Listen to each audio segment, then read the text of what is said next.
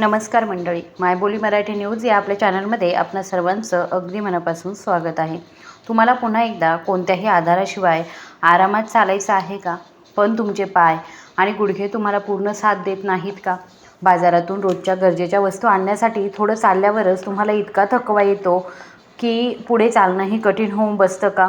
सकाळी उठल्याबरोबर तुमच्या पायांमध्ये वेदना, जडपणा किंवा ताठरपणा जाणवतो का? आणि तुमचा दिवस अस्वस्थतेने सुरू होतो का? या समस्यांमुळे तुम्ही मोकळेपणाने बसू शकत नाही, उठू शकत नाही आणि तुमच्या नातवंडांसोबत देखील खेळू शकत नाही। थोडं चालल्यावरही तुमचा श्वास जलद होतो, हृदयाचे ठोके वाढतात आणि पायांमधील ताकद कमी झाल्यासारखं वाटतं का? जर तुम्हाला अशा समस्या जाणवत असतील तर त्या केवळ वाढत्या वयामुळे होत आहेत असं समजून त्याकडे दुर्लक्ष करू नका। हे शरीरातील आवश्यक पोषक तत्वांच्या कमतरतेचं लक्षण असतं, ज्यामुळे तुमची हाडे आणि स्नायू हळूहळू कमकुवत होत आहेत। सर्वात चांगली गोष्ट म्हणजे यावरचा उपाय महागड्या उपचारांमध्ये किंवा जड औषधांमध्ये लपलेला नाही। खरा उपाय तर वर्षानुवर्षे आपल्या स्वयंपाकघरामध्ये उपलब्ध आहे।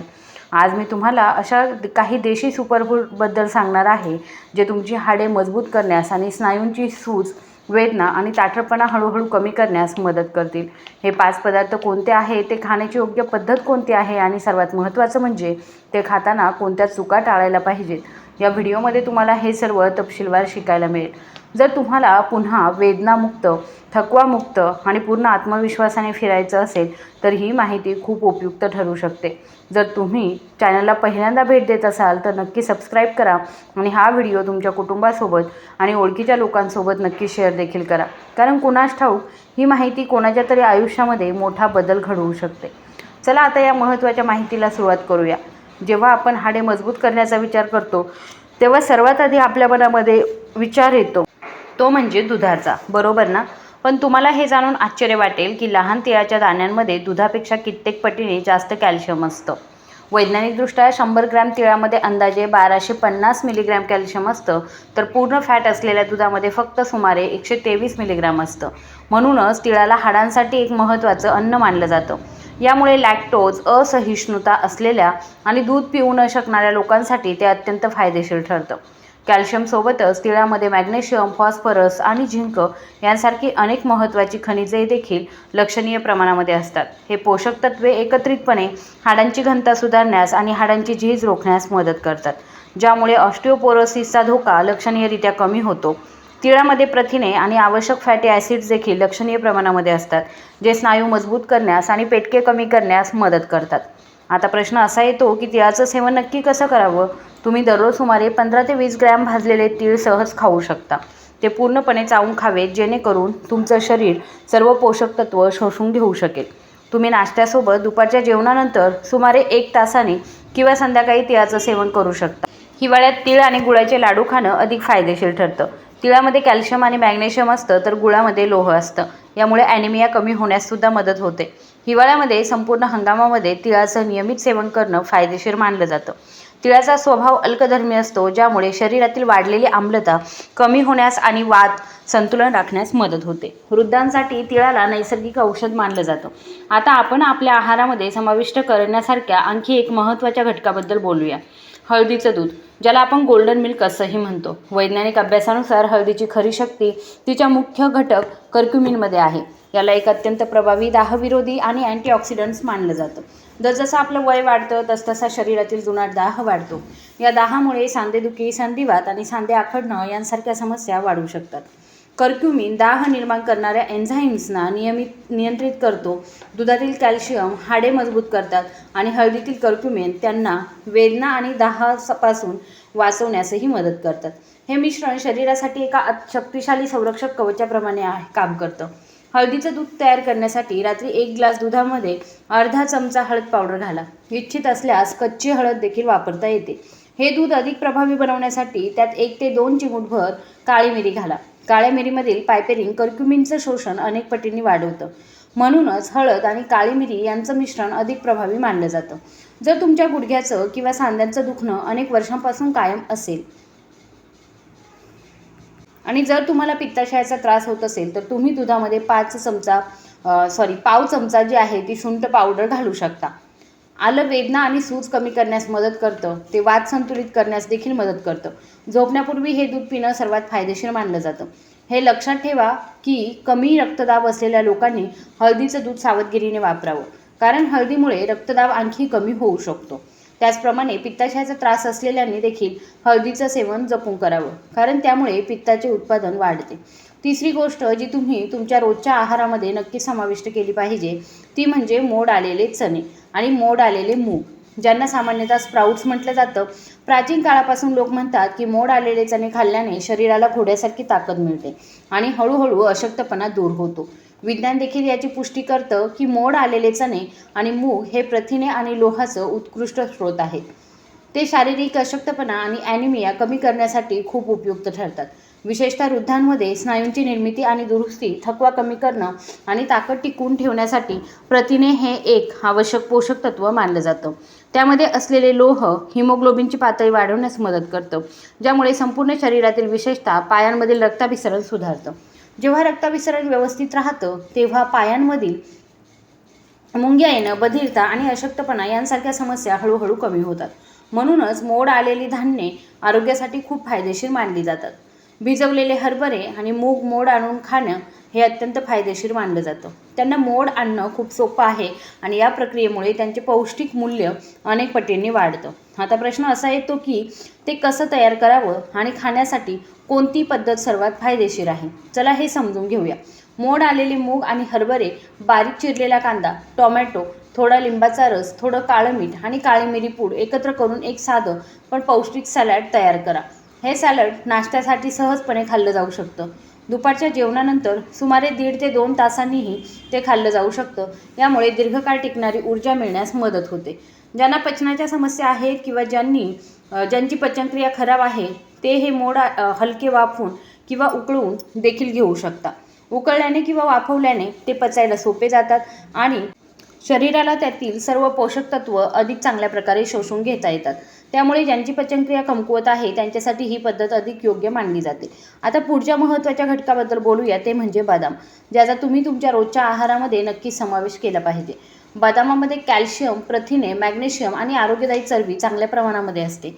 ही सर्व पोषक तत्वे शरीराला आतून मजबूत करतात आणि दीर्घकाळ ऊर्जा टिकवून ठेवण्यासही मदत करतात.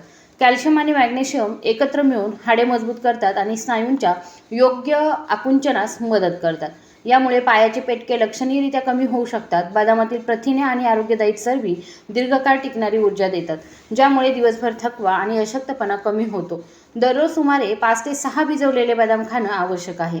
जर एखादी वृद्ध व्यक्ती बदाम व्यवस्थित चावू शकत नसेल तर ते बदामाची पेस्ट तयार करू शकतात. ही पेस्ट 1 ग्लास दुधामध्ये मिसळून सेवन करता येते. हे मिश्रण शरीरासाठी एक अत्यंत प्रभावी असं टॉनिक म्हणून काम करतं. तुमच्या आहारामध्ये समाविष्ट करण्यासाठी आणखी एक महत्त्वाचा घटक आहे, तो म्हणजे मेथीचे दाणे. आयुर्वेदामध्ये सांधेदुखी आणि सूज कमी करण्यासाठी मेथीचे दाणे वरदान मानले जातात. अनेक अभ्यासांमधून असंही दिसून आलं आहे की मेथीच्या दाण्यांमधील दाहशामक गुणधर्म वेदना आणि सूज कमी करण्यासाठी खूप उपयुक्त आहेत. म्हणूनच अनेक वर्षांपासून त्याचा वापर केला जात आहे. विशेषतः संधिवातासारख्या आजारांवरील अभ्यासांमधून असं दिसून आलं आहे की मेथीचे दाणे स्नायूंची ताकद वाढवण्यास आणि लवकर बरं होण्यास मदत करतात. ते स्नायूंचा थकवा कमी करतात आणि स्नायूंना पुन्हा ऊर्जा देण्यास मदत करतात. हिवाळ्यामध्ये तुम्ही मेथीचे लाडू खाऊ शकता. या व्यतिरिक्त तुम्ही मेथीचे कोंब किंवा भिजवलेले मेथी खाऊ शकता. झोपण्यापूर्वी 1 चमचा मेथीचे दाणे 1 ग्लास पाण्यामध्ये भिजवा. सकाळी उठल्याबरोबर हे मेथीचं पाणी प्या. त्यानंतर उरलेले मेथीचे दाणे पूर्णपणे चावून खा. यामुळे सांधे आणि स्नायूंना फायदा होईल आणि पचनसंस्था मजबूत होईल. खबरदारीबद्दल बोलायचं झालंच तर मेथीचे दाणे रक्तातील साखर आणि रक्तदाब दोन्ही कमी करतात. त्यामुळे जे लोक आधीपासूनच मधुमेह किंवा रक्तदाबाची औषधे घेत आहेत त्यांनी याचा वापर विचारपूर्वक करा. गर्भवती महिलांनी मेथीचे दाणे खाणे टाळावं, कारण ते उष्ण प्रवृत्तीचे असतात. या 5 अत्यावश्यक पदार्थांव्यतिरिक्त वयस्कर लोकांनी त्यांच्या आहारामध्ये इतर काही फायदेशीर पदार्थांचा सुद्धा समावेश केला पाहिजे. यापैकी पहिला पदार्थ आहे तो म्हणजे केळी आणि मनुका यांचं मिश्रण. केळ्यामध्ये पोटॅशियम भरपूर प्रमाणामध्ये असतं आणि मनुकांमध्ये मॅग्नेशियम आढळतं, जे स्नायूंचे पेटके कमी करण्यास मदत करतं. मनुकांमधील लोह शरीराला अशक्तपणा कमी करण्यास मदत करतं. तुम्ही सुमारे 15 ते 20 मनुका रात्रभर पाण्यात भिजवून ठेवू शकता. नाश्त्यामध्ये भिजवलेल्या मनुकांसोबत एक केळी खा. ते पूर्णपणे चावून खा. जर तुमच्याकडे सकाळी वेळ नसेल तर तुम्ही दुपारच्या जेवणानंतर सुमारे 1 ते 1.5 तासांनी केळी आणि मनुका एकत्र खाऊ शकता. यातून ऊर्जा आणि पोषण दोन्ही मिळतं. पुढे तुमच्या आहारात बीटचा समावेश करा. हे खूप फायदेशीर मानलं जातं. बीट शरीरातील नायट्रिक ऑक्साईडचं उत्पादन वाढवण्यास मदत करतं. यामुळे रक्तवाहिन्या रुंद होतात आणि रक्ताभिसरण सुधारतं. परिणामी पायांमधील अशक्तपणा आणि जडपणा आणि मुंग्या येणं यांसारख्या समस्यांपासून मोठ्या प्रमाणात आराम मिळतो. आणखी एक अतिरिक्त घटक आहे तो म्हणजे अक्रोड. अक्रोडमध्ये ओमेगा 3 फॅटी ॲसिड भरपूर प्रमाणामध्ये असतात, जे सांध्यांची सूज कमी करण्यास मदत करतात. ते सांध्यांमधील वंगण टिकवून ठेवण्यासही मदत करतात, ज्यामुळे सांध्यांचं कार्य सुधारतं. या व्यतिरिक्त देशी तूप आणि नारळाचं तेल दररोज मर्यादित प्रमाणामध्ये सेवन केलं पाहिजे. यामुळे सांध्यांना आतून वंगण मिळतं आणि त्याचबरोबर मजबूत व निरोगी राहण्यासही मदत होते. त्यामुळे त्यांचं संतुलित प्रमाणामध्ये सेवन करणं फायदेशीर मानलं जातं. आता इतक्या गोष्टींमुळे गोंधळून जाण्याची किंवा दडपण घेण्याची गरज नाही आहे. दररोज या सर्व गोष्टींचं एकाच वेळी सेवन करणं आवश्यक नाही आहे. एक साधी यादी बनवा आणि एक एक करून त्यांचा तुमच्या आहारामध्ये समावेश करा.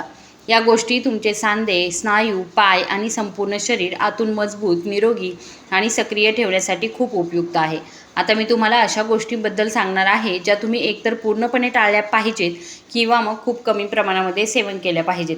यापैकी पहिली गोष्ट आहे ती म्हणजे तळलेले पदार्थ किंवा मग जंक फूड. तुम्ही यांचं जितकं कमी सेवन कराल तितकं ते तुमच्या सांध्यांसाठी आणि स्नायूंसाठी चांगलं असेल. या पदार्थांमध्ये तेल आणि ट्रान्स फॅट्स असतात, जे शरीरातील दाह वाढवतात आणि जुनाट वेदना अधिक गंभीर करू लागतात.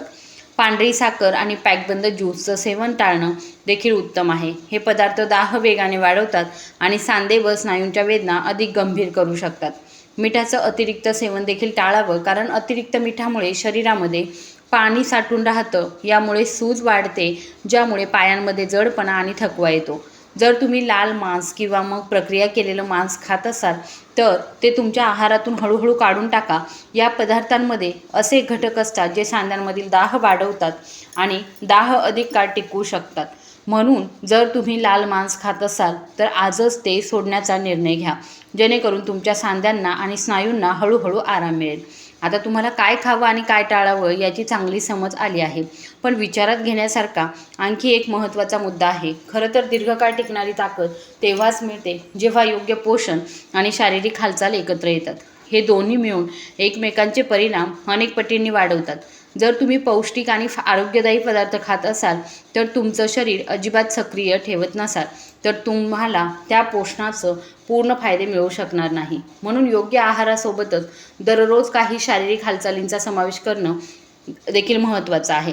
नियमितपणे चालण्याची सवय लावा. दररोज फक्त 15 ते 20 मिनिटं चालणं देखील पायांच्या स्नायूंसाठी आणि सांध्यांसाठी एक उत्कृष्ट व्यायाम मानला जातो. यामुळे रक्ताभिसरण सुधारतं आणि हाडे नैसर्गिकरित्या मजबूत होतात.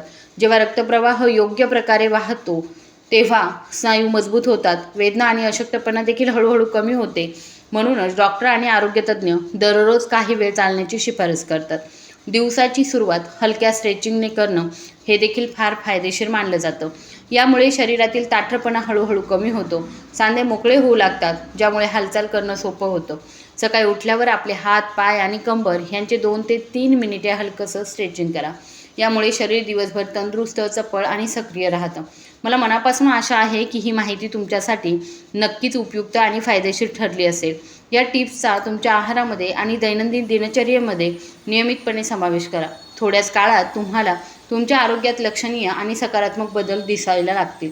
तुमचं शरीर पूर्वीपेक्षा अधिक मजबूत आणि उत्साही वाटेल. तुम्हाला जर हा व्हिडिओ आवडला असेल तर कृपया व्हिडिओला लाईक करा आणि तुमच्या कुटुंबियांसोबत हा व्हिडिओ नक्की शेअर करा. धन्यवाद.